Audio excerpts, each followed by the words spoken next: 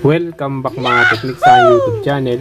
May panibago na naman ako sa inyong idea ang ibibigay. Ngayon mga teknik, bibigyan ko kayo ng idea para hindi kayo mahirapang maghanap ng mga power button tsaka volume button bago kayo magbukas ng unit. Lalo na mga teknik yung 2018-2019 model. Mga teknik, at sa bago pa natin ka-teknik, iniimbitahan ko po kayo na sumali kayo sa aking raffle. Pwede kayo mga teknik manalo ng libreng LCD, libreng gawa ng cellphone. Mga teknik, ang gagawin nyo lang ay magko-comment kayo kung anong problema ng cellphone nyo at kung anong kailangan ng LCD. Pagka napili kayo mga teknik doon sa ating raffle, pwede na kayong manalo ng libreng LCD at libreng gawa ng cellphone. Kaya mga teknik, ano pang hinihintay nyo? Like, share, and subscribe. Lagay ko po mga teknik yung link sa description.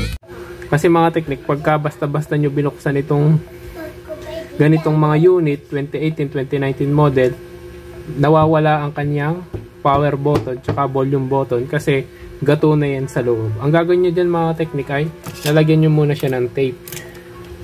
Yan. Lagyan nyo muna siya ng tape.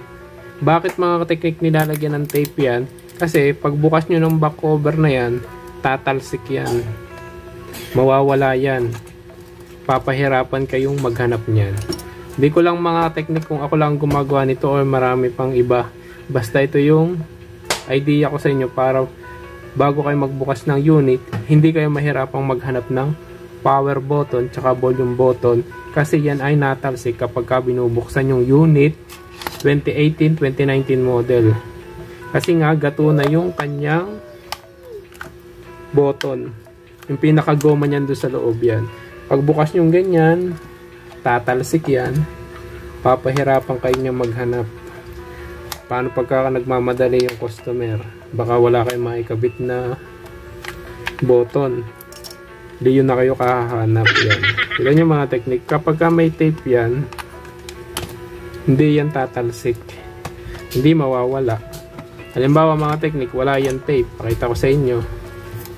Yan ang mangyayari. Tanggalin natin tape yun. Mahuhulog yung power button kasi nga gato na. Yan. Tatalsik yan kung saan saan mahirapan kayo maghanap.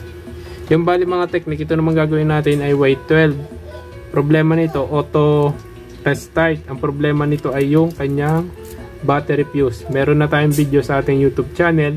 Hanapin nyo na kung paano ayusin ang auto restart. Nagagamit lang siya kapag naka-charge. Ang problema nun ay yung battery fuse. Nasa ating YouTube channel. Hanapin nyo na lang yung video. Yan mga teknik. Salamat sa panonood and God bless.